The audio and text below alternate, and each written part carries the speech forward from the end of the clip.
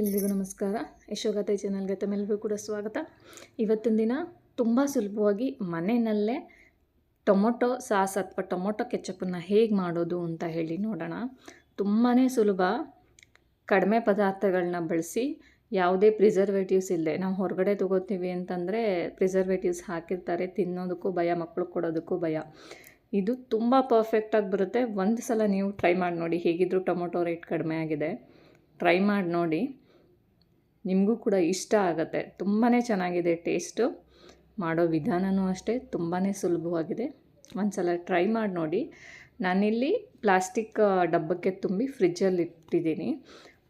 ಹೊರಗಡೆನೂ ಏನಿಲ್ಲ ಅಂದರೂ 2 months ಹಾಗೇ ಇಡ್ಬೋದು, ಏನು ತೊಂದರೆ ಇಲ್ಲ. ಬನ್ನಿ ಹೇಗೆ ಮಾಡೋದು ಅಂತ ಹೇಳಿ ನೋಡೋಣ. ನಾನಿಲ್ಲಿ 2 kg ಚೆನ್ನಾಗಿ ಹಣ್ಣಾಗಿರೋ ಟೊಮೊಟೊವನ್ನು ತೊಗೊಂಡಿದ್ದೀನಿ. ಟೊಮೊಟೊ ಚೆನ್ನಾಗಿ ಹಣ್ಣಾಗಿರಬೇಕು. 2 kg ಟೊಮೊಟೊನ ಚೆನ್ನಾಗಿ ತೊಳೆದು ತೊಗೊಂಡಿದ್ದೀನಿ. ಚೆನ್ನಾಗಿ ಹಣ್ಣಾಗಿದ್ದರೆ ಚೆನ್ನಾಗಿ ಬೇಯುತ್ತೆ. ಇಲ್ಲಿ ನೋಡಿ, ಈ ರೀತಿ ಒಂದು ಟೊಮೊಟೊವನ್ನು 8 ಪೀಸಾಗಿ ಕಟ್ ಮಾಡಿದ್ದೀನಿ. ನಿಮ್ಮ ಹೇಗೆ ಅನಿಸುತ್ತೋ ಹಾಗೆ ಕಟ್ ಮಾಡ್ಬೋದು. ತೀರಾ ಸಣ್ಣಕ್ಕೂ ಬೇಡ, ತೀರಾ ದಪ್ಪಕ್ಕೂ ಬೇಡ, ಈ ಹದದಲ್ಲಿ ಸಾಕು. ನೋಡಿ, ಎಲ್ಲ ಟೊಮೊಟೊನ ಕಟ್ ಮಾಡಿ ಒಂದು ಅಗಲವಾದ ಪಾತ್ರೆಗೆ, ಆಳವಾದ ಪಾತ್ರೆಗೆ ಹಾಕಿದ್ದೀನಿ. ಅದ್ರ ಹಾಕಿ ಅದನ್ನು ಬೇಯೋದಕ್ಕೆ ಎತ್ತಿಟ್ಟಿದ್ದೀನಿ. ಯಾವುದೇ ಎಣ್ಣೆ ಏನೂ ಹಾಕೋದು ಬೇಡ, ಡೈರೆಕ್ಟಾಗಿ ಅದನ್ನು ಸ್ಟವ್ ಮೇಲಿಟ್ಟು ಬೇಯೋದಕ್ಕೆ ಬಿಡಿ, ಹೈ ಫ್ಲೇಮಲ್ಲಿ.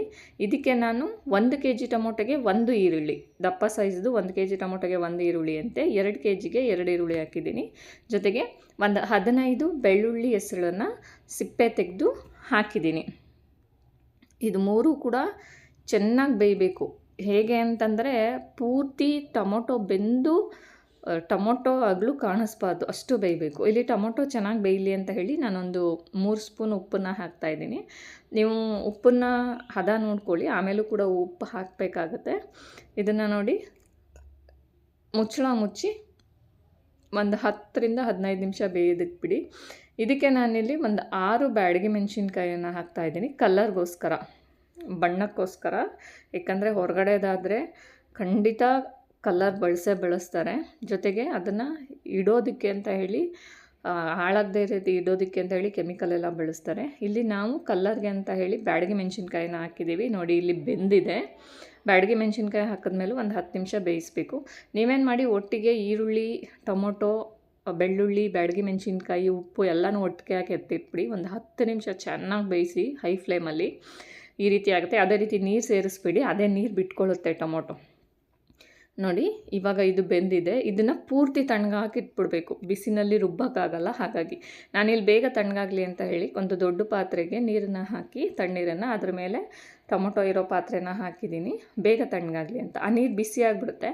ಒಂದು 2-3 ಸಲ ನೀರು ಚೇಂಜ್ ಮಾಡಿದ್ರೆ ಟೊಮೊಟೊ ಬೇಗ ತಣ್ಣಗಾಗುತ್ತೆ. ಏಕೆಂದರೆ ಈಗ ನಾವು ಮಸ್ಸೊಪ್ಪು ಸಾಂಬಾರೆಲ್ಲ ಮಾಡಬೇಕು ಅಂತ ಹೇಳಿದಾಗ ಬಿಸಿನೇ ರುಬ್ಬಕ್ಕೆ ಹೋದರೆ ಅಡುಗೆ ಮನೆಯೆಲ್ಲ ಗಲೀಜಾಗುವಷ್ಟು ಎಲ್ಲ ಕಡೆ ಆರ್ಬಿಡುತ್ತೆ. ಹಾಗಾಗಿ ತಣ್ಣಗಾದ್ಮೇಲೆ ಇದನ್ನು ನಾವು ರುಬ್ಕೋಬೇಕು ಮತ್ತು ಸೋಸ್ಕೋಬೇಕು. ತುಂಬಾ ಸುಲಭ ಮಾಡೋದು. ಏನಪ್ಪ ಇಷ್ಟೊಂದೆಲ್ಲ ಪ್ರೊಸೀಜರ್ ಇದೆಯಾ ಅನಿಸುತ್ತೆ, ಆದರೆ ತುಂಬಾ ಸುಲಭ. ನೋಡಿ, ಇವಾಗ ಇದು ತಣ್ಣಗಾಗಿದೆ. ತಣ್ಣಗಾದ್ಮೇಲೆ ಇದನ್ನು ನಾನು ಮಿಕ್ಸಿ ಮಾಡ್ಕೊಂಡಿದ್ದೀನಿ.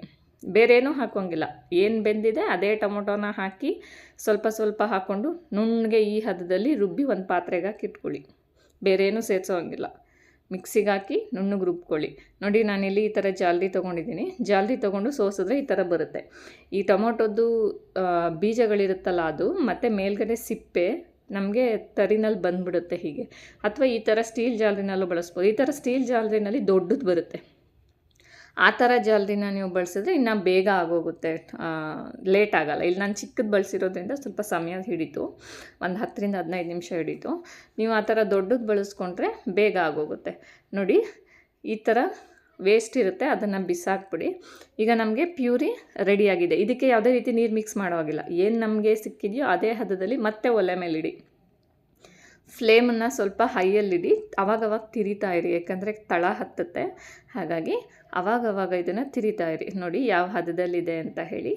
ಇದಕ್ಕೆ ಒಂದು ಮೀಡಿಯಮ್ ಲೋಟದಲ್ಲಿ, ಮಾಮೂಲಿ ನಾವು ಟೀ ಎಲ್ಲ ತೊಗೋತೀವಲ್ಲ, ಸ್ವಲ್ಪ ದೊಡ್ಡ ಲೋಟ, ಆ ಲೋಟದಲ್ಲಿ, ತೀರಾ ಚಿಕ್ಕ ಲೋಟ ಅಲ್ಲ, ಸ್ವಲ್ಪ ದೊಡ್ಡ ಲೋಟ, ಆ ಲೋಟದಲ್ಲಿ 1 ಲೋಟದಷ್ಟು ಸಕ್ಕರೆನ ಹಾಕ್ತಾಯಿದ್ದೀನಿ. ಅಂತ ಹೇಳಿದ್ರೆ 1 ಕೆ ಜಿ ಟೊಮೊಟೊಗೆ ನಾವೇನು ಟೀದು ಚೋಟಾ ಲೋಟ ಬಳಸ್ತೀವಿ ಅದರಲ್ಲಿ 1 ಲೋಟ, 2 ಕೆ ಜಿಗೆ 2 ಲೋಟ. ಅಂದರೆ 1 ಕೆ ಜಿ ಟೊಮೊಟೊಗೆ ಟೀದು ಚೋಟಾ ಲೋಟದಲ್ಲಿ 1 ಲೋಟ. ಇಲ್ಲಿ 2 ಕೆ ಜಿ ತೊಗೊಂಡಿರೋದ್ರಿಂದ ನಾನು ಅದನ್ನೇ 2 ಲೋಟನ ಬೇರೆ ಲೋಟಕ್ಕೆ ಹಾಕಿದ್ದೀನಿ ಅಷ್ಟೇ. ಸಕ್ಕರೆನ ಹಾಕಿ ಇಲ್ಲಿ ನಾನು ಸ್ವಲ್ಪ ಖಾರವಾಗಿ ಮಾಡ್ತಾಯಿದ್ದೀನಿ. ಹಾಗಾಗಿ 1 ಸ್ಪೂನಷ್ಟು ತೀಖಾ ಲಾಲ್ ಬರುತ್ತೆ, ಎವರೆಸ್ಟ್ ಅವ್ರದ್ದು ತೀಖಾ ಲಾಲ್ ಅಚ್ ಖಾರದ ಪುಡಿ ಬರುತ್ತೆ. ಇದು ಸ್ವಲ್ಪ ಖಾರನೂ ಕೊಡುತ್ತೆ, ಹಾಗೆ ಬಣ್ಣನೂ ಕೊಡುತ್ತೆ. 1 ಸ್ಪೂನಷ್ಟು ಇದನ್ನು ಬಳಸ್ತಾ ಇದ್ದೀನಿ. ಇಲ್ಲಪ್ಪ ನಮಗೆ ಸ್ವಲ್ಪನೂ ಖಾರ ಬೇಡ ಅನ್ನೋರು ಖಾರದ ಪುಡಿಯನ್ನು ಹಾಕ್ತೇ ಇರ್ಬೋದು. ಸಪ್ಪೆ ಅನ್ನಿಸ್ತು, ಹಾಗಾಗಿ ಸ್ವಲ್ಪ ಹರಳುಪ್ಪನ್ನು ಇಲ್ಲಿ ಹಾಕ್ತಾಯಿದ್ದೀನಿ. ಉಪ್ಪನ್ನ ಸ್ವಲ್ಪ ಕಡಿಮೆನೇ ಇರಲಿ ಉಪ್ಪಿನ ಅಂಶ, ಯಾಕಂದರೆ ನಾವು ಚೆನ್ನಾಗಿ ಕುದಿಸ್ತೀವಲ್ಲ ಆವಾಗ ಉಪ್ಪು ಜಾಸ್ತಿ ಆದಂಗೆ ಅನಿಸುತ್ತೆ.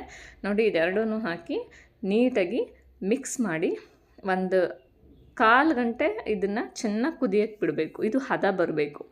ಹಾಗಾಗಿ 1/4 ಗಂಟೆ ಚೆನ್ನಾಗಿ ಕುದಿಯೋಕ್ಕೆ ಬಿಡಿ. ನೀವು ಅದನ್ನು ನೀಟಾಗಿ ಫಿಲ್ಟ್ರ್ ಮಾಡಿಬಿಟ್ಟು ಸೋಸ್ಬಿಟ್ಟು ಒಲೆ ಮೇಲೆ ಇಡ್ತೀರಲ್ಲ, ಆವಾಗಲೇ ಸಕ್ಕರೆ, ಖಾರದ ಪುಡಿ, ಉಪ್ಪು ಟೇಸ್ಟ್ ನೋಡಿಬಿಟ್ಟು ಹಾಕ್ಕೊಂಬಿಡಿ. ಹೇಳಿದ್ನಲ್ಲ, ಖಾರ ಸ್ವಲ್ಪನೂ ಬೇಡ, ನಮಗೆ ಸಿಹಿಯಾಗೇ ಇರಲಿ ಸಾಸ್ ಅನ್ನೋರು ಅಚ್ ಖಾರದ ಪುಡಿ ಬಳಸಲೇಬಿಡಿ. ನಾನು ಸ್ವಲ್ಪ ಖಾರವಾಗಿರಲಿ, ಸ್ಪೈಸಿಯಾಗಿರಲಿ ಅನ್ನೋದಕ್ಕೋಸ್ಕರ ಅಚ್ ಖಾರದ ಪುಡಿ ಬಳಸಿದ್ದೀನಿ.